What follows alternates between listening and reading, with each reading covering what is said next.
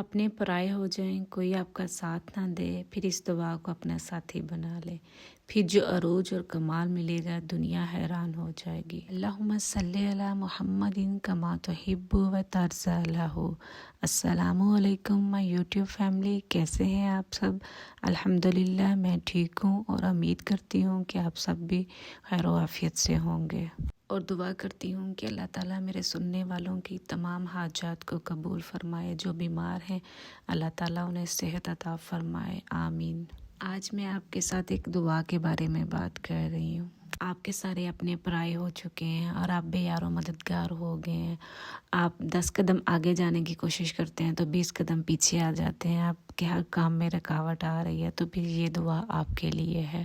دعا کو بتانے سے پہلے میں آپ سے چھوٹی سی ایک بات کرتی ہوں۔ دنیا میں ابھی ہمیں کسی سے کوئی کام ہوتا ہے تو ہم کوشش کرتے ہیں نا کہ اسے ڈائریکٹ کہنے سے پہلے کسی اس کے ایسے بندے سے کہلوائیں جو کہ جس کی وہ بات ٹال نہ سکے، تو ہم کچھ ایسا سفارش ڈھونڈتے ہیں۔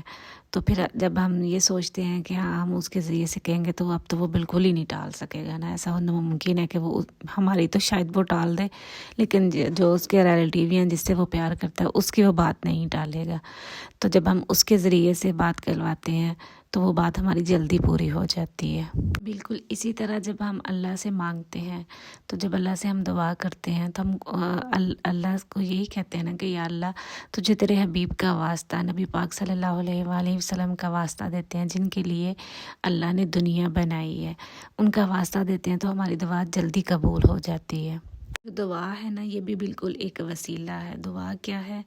اللہم انی اسألک و توجہ الیک بنبینا محمد صلی اللہ علیہ وسلم، نبی رحمت یا محمد انی اتوجہ بیک الی ربک ان تقضی حاجتی۔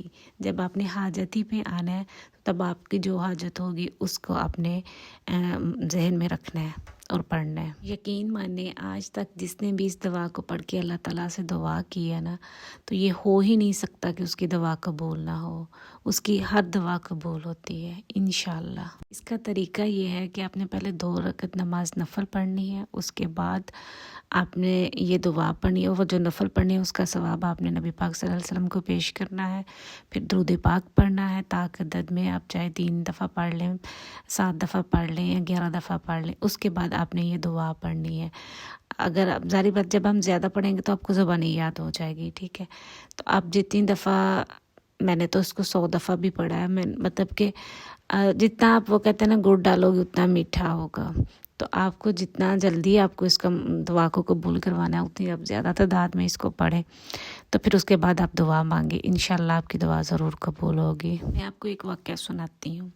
ایک صحابی ہیں عثمان بن حنیف، انہوں نے ان کی بینائی چلی گئی تھی، وہ نبی پاک صلی اللہ علیہ وسلم کے پاس گئے، ان سے درخواست کی کہ انہوں نے اپنا مسئلہ بتایا کہ یا رسول اللہ اس طرح میری بینائی چلی گئی، تو آپ مجھے کچھ عنایت فرمائیں۔ تو نبی پاک صلی اللہ علیہ وسلم نے یہ دعا انہیں بتائی اور انہوں نے کہا کہ آپ یہ پڑھیں تو آپ کی بینائی ٹھیک ہو جائے گی۔ تو انہوں نے یہ کچھ دفعہ اس کو پڑھا، کچھ ٹائم پڑھا اس کو، تو ان کی بینائی واپس آ چکی تھی۔ یقین مانے یہ اتنی پاورفل دعا ہے کہ جس کا کوئی حساب ہی نہیں ہے۔ مجھے نہیں یاد پڑتا کہ میں نے جب بھی مجھے کوئی مسئلہ ایسا پیش آیا ہو کہ میں سمجھوں کہ یہ ناممکن ہے تو میں نے یہ دعا پڑھی ہو اور وہ مسئلہ حل نہ ہوا ہو۔ دیکھیں اس دعا کا مطلب کیا ہے، اس کا یہی ہے نا کہ آپ نبی پاک صلی اللہ علیہ وسلم سے ریکویسٹ کرتے ہیں کہ آپ میرے لیے اپنے رب سے دعا کریں، میری اپنے رب سے سفارش کر دیں کہ وہ میری اس حاجت کو پورا فرما دیں۔ تو آپ نبی پاک صلی اللہ علیہ وسلم کو سے یہ دعا کرتے ہیں کہ آپ اپنے رب سے میری سفارش کر دیں۔ تو جب نبی پاک صلی اللہ علیہ وسلم اللہ سے دعا کریں گے یا اللہ سے سفارش کریں گے تو کیا اللہ ان کی سفارش کو رد کر سکتا ہے؟ یہ ہو ہی نہیں سکتا، یہ ناممکن ہے، یہ ایسا ہو ہی نہیں سکتا۔